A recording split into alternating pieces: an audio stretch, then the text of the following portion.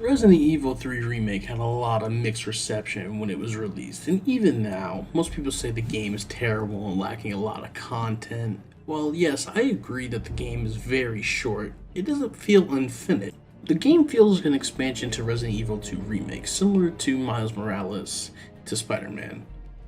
I say this about this game's length and gameplay because of how similar it is to the Resident Evil 2 Remake. But they do make a few changes and refinements to the overall gameplay. For example, Jill has a roll that lets you dodge zombies that you wouldn't have been able to get away from.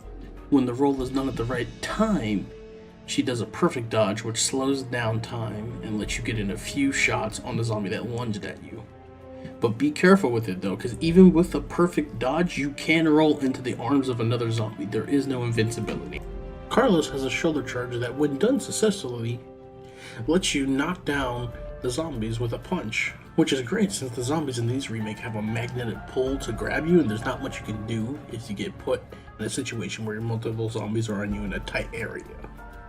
Which, to be fair, is kind of the point in Resident Evil 2 Remake, to absolutely avoid those types of situations, and it's part of the survival horror experience. Which brings me to my next point for Resident Evil 3 Remake. It really isn't a survival horror game, it's more of an action horror game, similar to Resident Evil 4 through 6. That really isn't the problem overall, since RE3 was always the most action-packed game out of the original trilogy. I will admit that this game does take that action to the next level compared to the original Resident Evil 3. With that being said, I really don't think this game should be compared to the original simply because the game wasn't trying to be Resident Evil 3 one for one. It was Resident Evil 3 reimagined for the modern era, similar to the Resident Evil 2 remake, but leaning more into being its own thing. And in my opinion, it successfully stands on its own, which is how I will be talking about it. This game nails its action perfectly, but it's not just a run around and shoot zombies type game. There's still strategy here. The game still has survival horror elements. You can't just go around killing every single zombie because you will run out of ammo. You have to weigh your options in certain situations. Like, should I kill this zombie now or just run by him and deal with him later, like in other survival horror games?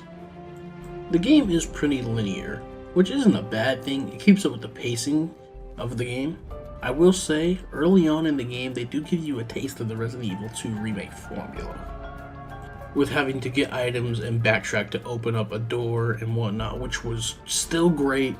But then after that small city section, the game ends up going full linear for the most part. But it does have some additional sections in there to switch up the gameplay. For example, when you play as Carlos for 2 sections of the game, he has a completely different loadout, and as I mentioned earlier, he has a shoulder charge, which is the game's way of basically telling you to play more aggressive with him, since he can knock down the enemies instead of avoiding them.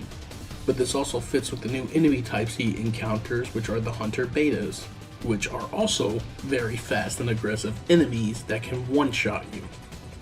This game has some great boss fights too. For example, some of my favorites were the second and third Nemesis boss fights. These fights are very similar. The second one has you in a park fighting a mutated Nemesis who runs around the entire environment, and when he's moving around like that, you have to use mine shots to knock him off and stun him. That's where you get your big damage, and you use your shotgun or your handgun in that situation. Also, his movements in this form are very animal-like, so he's just all over the place, and it just makes for a great intense boss fight.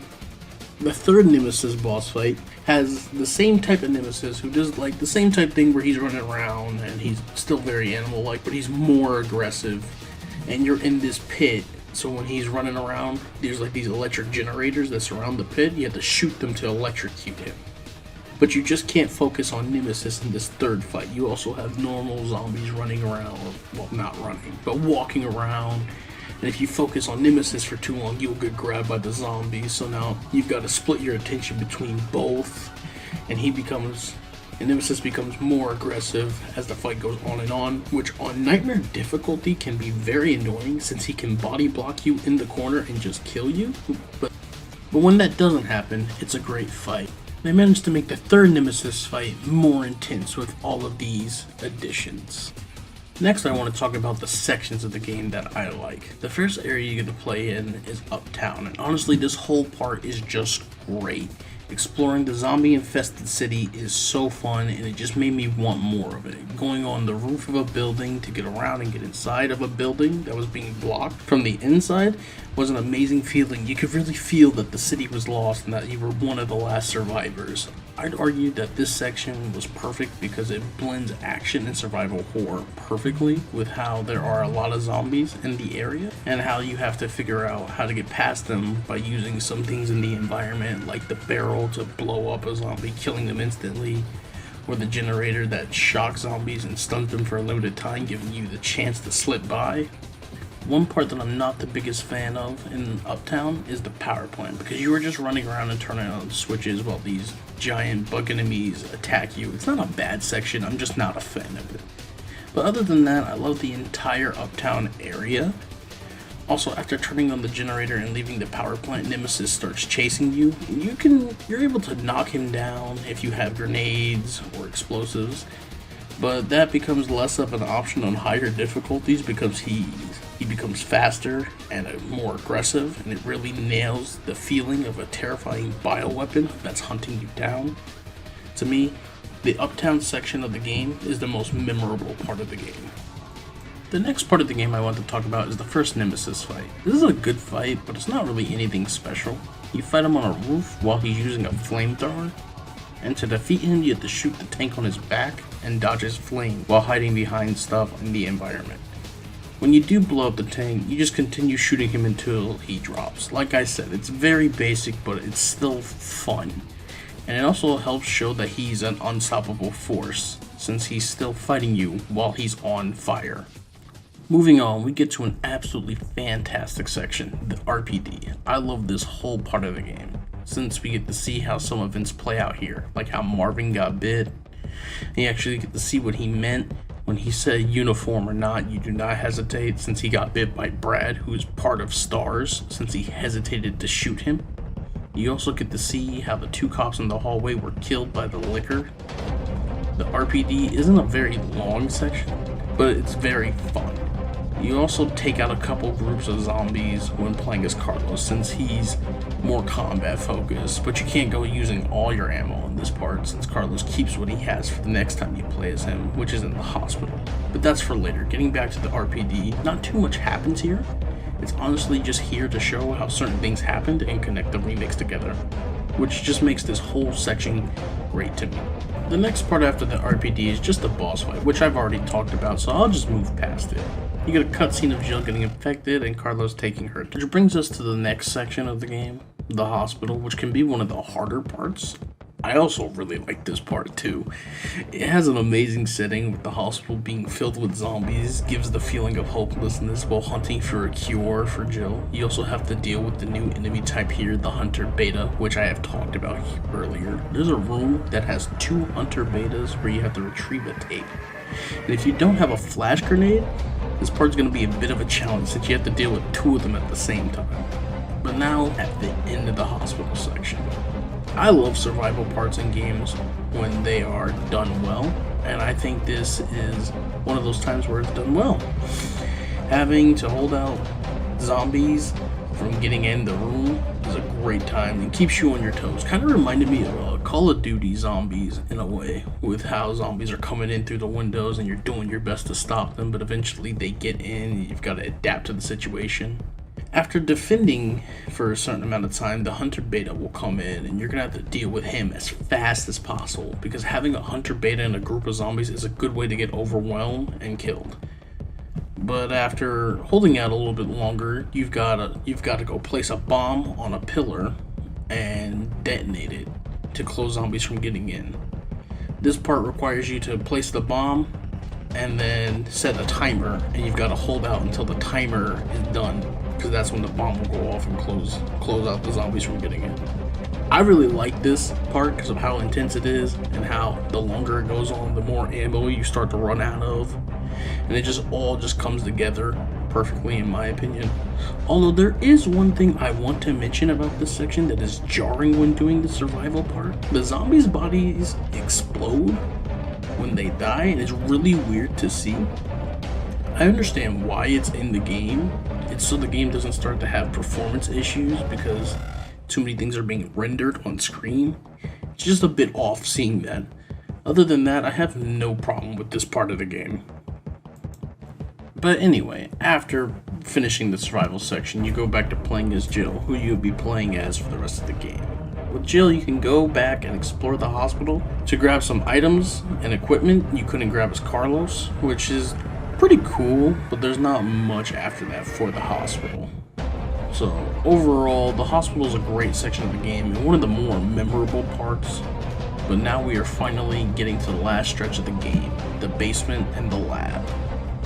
The basement is kind of forgettable if I'm going to be honest. The only thing I remember from it was when you had to collect the power fuses to restore power to the elevator, and that had like one or two like whoa moments.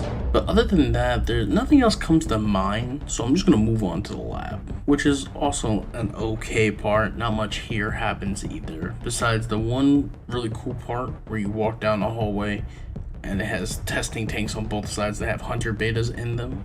And on the way back through this hallway, they burst out and attack you. Depending on the difficulty determines how many pop out.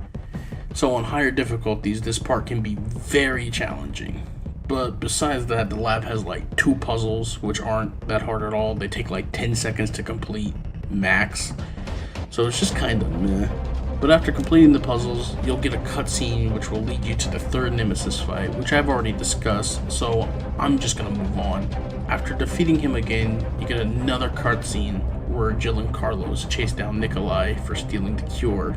After catching up to him, Nemesis returns one final time. Jill stays behind to finish off Nemesis, and Carlos heads after Nikolai, which leads us to the final boss of the game. The final boss is a pretty good fight, but it's more of a set piece than a fight, since all you do is blast him with the railgun and then push the power cores back in to recharge the gun and finish him off with one final shot.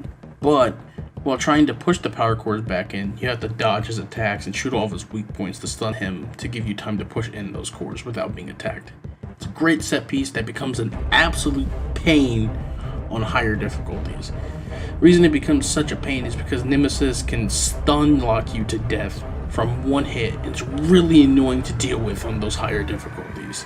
You have to master the perfect dodge and hit all your shots with the Magnum to defeat him. You can't really use your Magnum for the game until the final boss because you gotta save those bullets for the higher difficulties, since this part is a pain without the Magnum. And it's a pain with the Magnum, what am I talking about? One thing I really don't like about the final scene with the railgun being shoved in Nemesis' mouth is the fact that Jill doesn't say her iconic line, which is something that everyone agrees on about this game. After that, the game has its final QTE and its final cutscene. To wrap up my thoughts on this game, I really liked it. It was a great time, and while it's not perfect, it does have its problems. But I don't think the game should be compared to the original, because the game isn't even trying to be the original Resident Evil 3. It's trying to be its own thing, and it's able to stand alone. Yes, I would have loved for choices to return from the original, but I'm glad they weren't forced in, because if they were, people would just complain about them not being like the originals, just like the B scenarios in 2 Remake, which weren't supposed to be in the game. But that's a topic for a different day. For my final statement, I'll say Resident Evil 3 Remake is a great game that is overhated because it has some problems. With that being said, take care. I'll see you guys in the next one.